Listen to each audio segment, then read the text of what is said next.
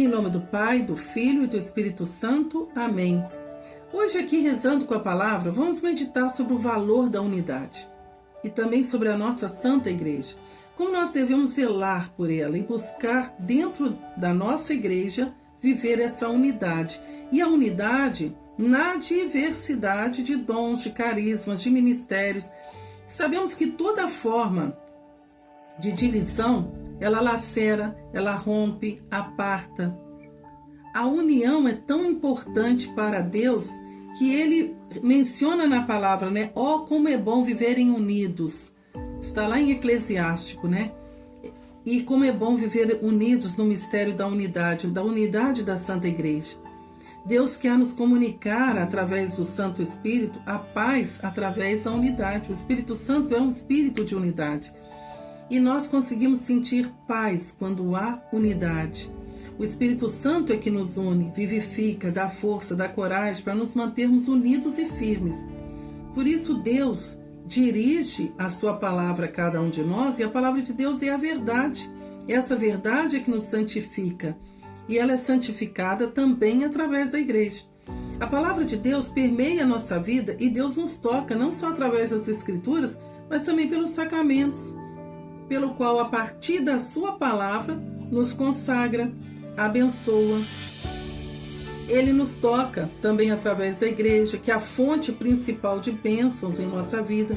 Não podemos pensar, meus irmãos, que a igreja não nos é necessária, pois o próprio Senhor inspira, através de São Paulo, aos maridos a amarem as suas esposas como Cristo amou a igreja. Lá em Efésios, no capítulo 5, versículos 25 em diante.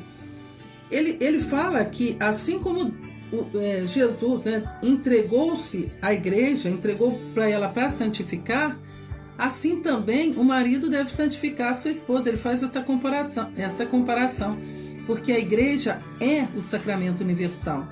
E sacramento significa o quê? Sinal. A Igreja Católica é um sinal visível da graça de Deus e da presença de nosso Senhor Jesus Cristo no mundo. Ela é o meio pelo qual a graça de Deus nos é transmitida, através da sua palavra.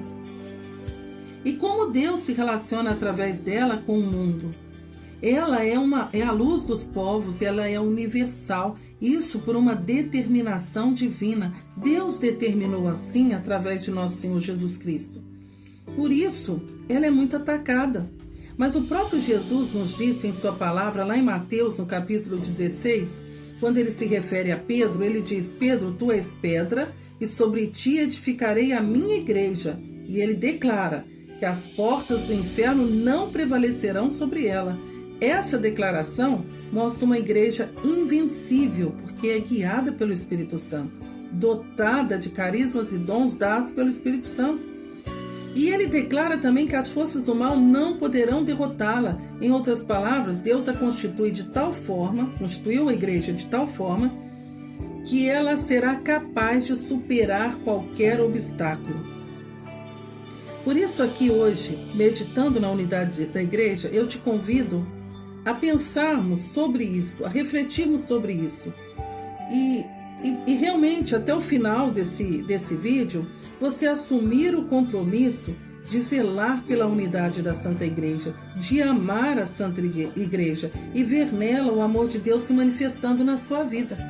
Então vamos meditar a palavra que está lá no Evangelho de São João, no capítulo 17, nós vamos ler entre os versículos 20 e 23. Jesus ora ao Pai.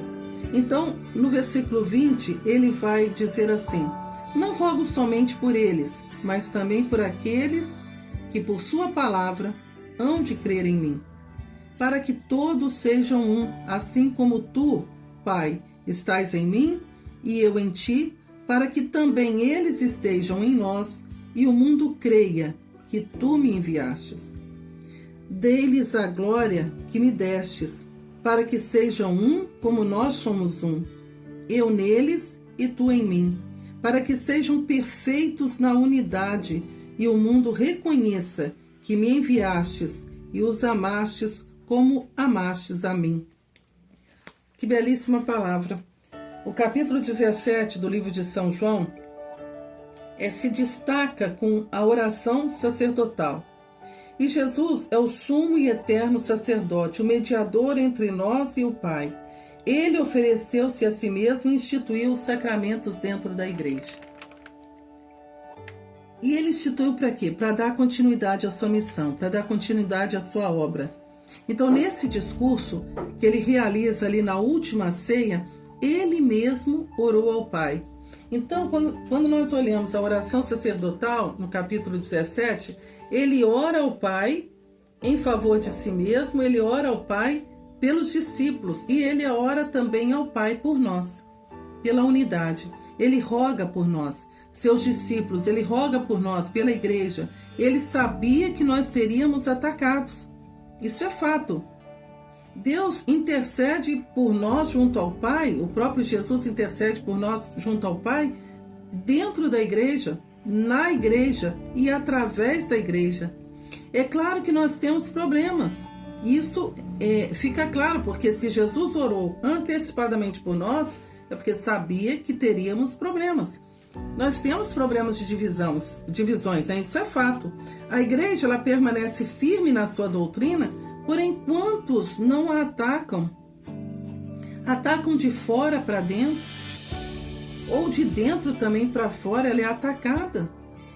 As pessoas que levam a igreja ao escândalo com seus desvios, com seus maus comportamentos, contra testemunhos, más ações, uma falta de vida de oração, mesmo assim, a igreja permanece firme há mais de 2000 anos por conta da ação do Espírito Santo e porque foi o próprio Jesus que orou por ela. Isso é importante a gente pensar. Quando falamos mal da igreja, a pessoa não pensa que nós estamos magoando o próprio Cristo, estamos ferindo a obra que foi dada por Deus através dele. Na cruz, o corpo santo de Jesus foi ferido. Lá no Evangelho de São João, no capítulo 19, a gente vê a crucificação de Jesus, a gente meditando também todo o sofrimento de Jesus, o corpo dele foi ferido, foi dilacerado, foi contundido, mas prestem atenção, meus irmãos, nenhum de seus ossos foi quebrado, porque Jesus, o corpo de Jesus é o corpo místico de Cristo. Do seu lado aberto foi perfurado, e saiu sangue e água. Teologicamente, assim como Adão adormeceu e da costela de Adão foi gerado Eva, teologicamente a igreja é vista como a nova Eva, nascida do lado de Cristo. Assim como Eva foi criada a partir da costela de Adão, a igreja também nasce, é a esposa de Cristo, ela é chamada esposa de Cristo, ela é a nova humanidade nascida da morte e ressurreição do Senhor. Por isso, nós não podemos desanimar com os escândalos que levam à divisão, temos dificuldades claras em comunidades, em pastorais, dentro dos movimentos, dos grupos, mas nós precisamos nos unir a Jesus e rezar pela unidade da nossa igreja. Quebrar as barreiras da divisão através do perdão. Não podemos falar mal do Papa, Deus não se agrada disso. É pecado mortal, é pecado grave. Não honrar o Papa. Precisamos ajudá-lo com as nossas orações e não com as nossas críticas. Também rezarmos pelos bispos, pelos padres. Infelizmente, muitos não têm vida de oração. Muitos caíram no desvio, se deixaram levar por ideologias, mas a oração vence tudo. A oração na igreja ela é essencial para a vida cristã e conversão de seus membros. A oração da igreja também, em cada Santa Missa, ela tem poder. A missa tem poder de restaurar, de manter essa unidade através de seus membros, para cumprir a missão do anúncio do Evangelho, para nos proteger contra as divisões, para que não nos deixemos levar pelas coisas do mundo. E nem deixemos infiltrar dentro de nós as depravações, as corrupções nos seus membros, que é a igreja. Porque aqueles que não se unem a Cristo em uma vida de oração acabam dando brecha aos ataques e são vencidos. Se você não rezar na sua vida pessoal, se você não tiver uma vida de oração, se você não se unir a Deus, você vai ser vencido. Se você não tiver uma vida familiar de oração, ou você se colocar como brecha pela sua família em oração pela conversão, vocês serão vencidos.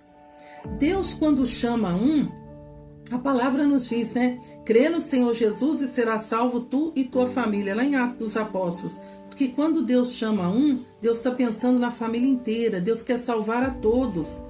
E essa salvação, ela envolve também a igreja. A oração é primordial para a nossa salvação. A oração impele a Deus intervir.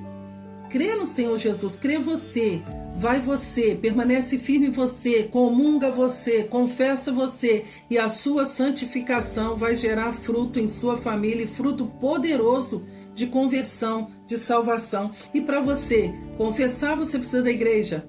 Para você comungar, você precisa da igreja. Para você fazer oração, você precisa da igreja. Você precisa dos santos. Então, a igreja é a fonte fundamental para a nossa salvação. Então, nós precisamos rezar por ela. Precisamos sustentar os nossos sacerdotes com a oração, os nossos bispos com a oração, o Papa com a oração. É muito difícil os combates que são travados no mundo inteiro. E as Escrituras falam dessa necessidade da unidade, que nos impele a orar para que a igreja permaneça unida no amor a Cristo. E já é tão bonito a gente ver isso dentro da nossa igreja, né? O mesmo evangelho rezado na sua cidade, rezado no Vaticano, em todos os lugares. A palavra é dada a cada momento. As exortações do Papa chegam a todos nós. E assim vai conduzindo tudo. Jesus nos diz nessa palavra que nós lemos agora, muito clara, né? Para que todos sejam um, assim como tu, Pai, estás em mim e eu em ti, para que também eles estejam em nós e o mundo creia que tu me enviastes. O mundo vai crer a partir de nós, a partir do nosso comportamento, a partir da nossa unidade, a partir do nosso perdão, a partir do poder de superar as dificuldades. Quantos santos na igreja foram perseguidos, mas venceram e permaneceram firmes na Santa Igreja? Está aí a história de Santa Joana d'Arc, Santa Catarina de Sena, tantos outros santos que passaram por provações, perseguições dentro da própria igreja e não abandonaram a igreja, muito pelo contrário, permaneceram firmes nela. Hoje nós celebramos São Francisco de Assis, foi chamado a reformar a igreja, mas ele reforma a igreja com a oração, com as regras, com o bom comportamento. Ele não fez igual Lutero, de ser astucioso, de querer reformar a igreja, dividindo a igreja. É um fato interessante para nós pensarmos. A unidade da igreja, ela começa a partir de nós, seus membros. Ela é o reflexo da unidade entre o Pai e o Filho. É o que diz a palavra. Dei-lhes a glória que me destes, para que sejam um como nós somos um. A divisão através de Lutero gerou uma confusão tremenda até hoje. Várias denominações. Não tem um segmento só. Agora a nossa igreja não, ela permanece firme. Ela permanece fiel a Deus. As nossas orações, nós temos, graças a Deus como católicos, temos a Escritura Sagrada, mas também temos o magistério da igreja para interpretar para nós, de forma que nós possamos seguir um caminho certo e seguro, sem desvios.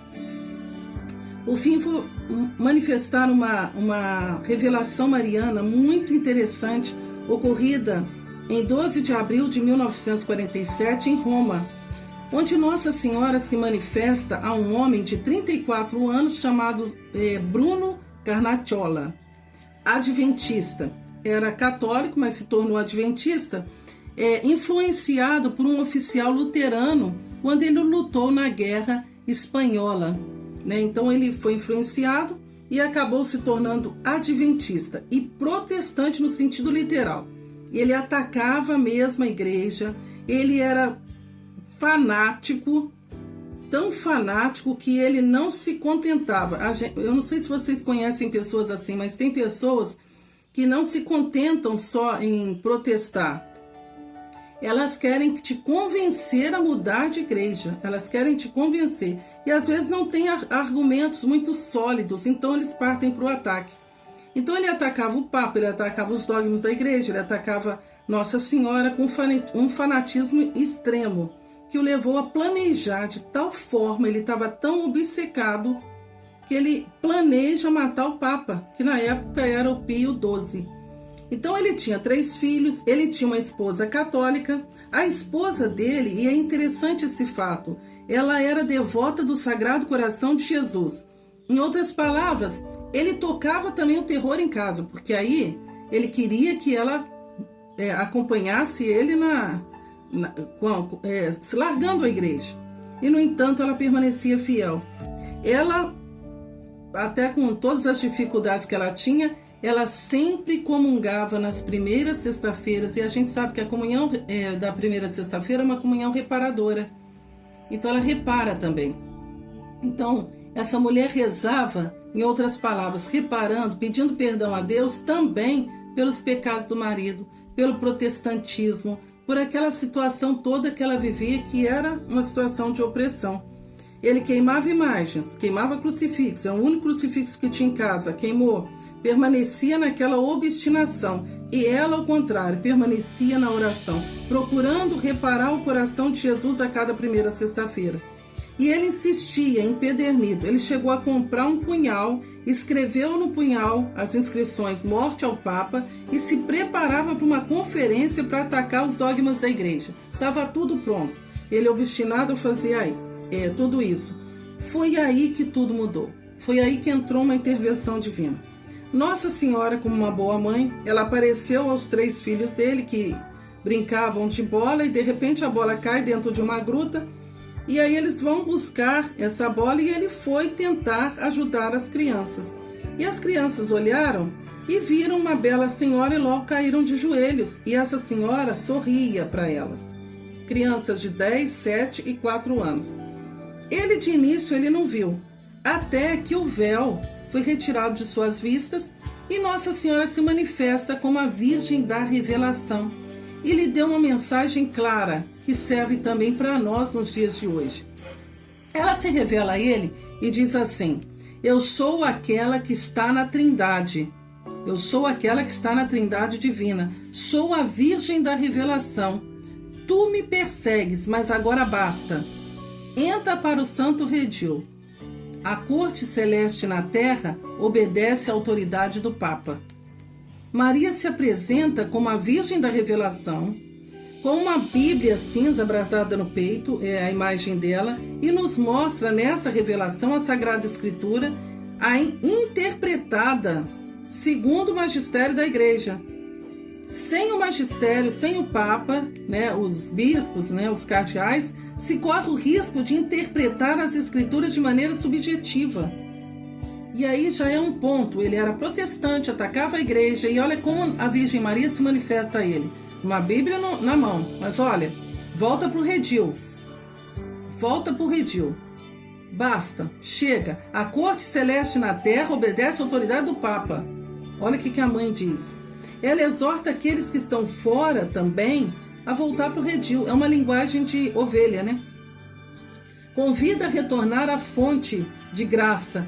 Olha, você retorna à fonte do Evangelho. Ela afirma. Afirma que a igreja do seu filho é a verdadeira e fundada em 3 brancos amores. Ela revela a ele a Eucaristia, a Imaculada e o Santo Padre. Interessante, Nossa Senhora Mãe, ela chama a atenção dele, dá ensinamentos claros através da revelação. A história ela não é só bonita, ela tem profundidade na doutrina da igreja. Resultado, Bruno se converteu, o lugar da aparição se tornou um santuário, e a história mostra ali a misericórdia de Deus diante de um filho que se perdeu nas falsas doutrinas. E isso é tão interessante a gente pensar, porque às vezes a pessoa sai da igreja, passa por um problema, e aí põe alguns defeitos, vê realmente alguns defeitos, muda de igreja, mas fica perdido.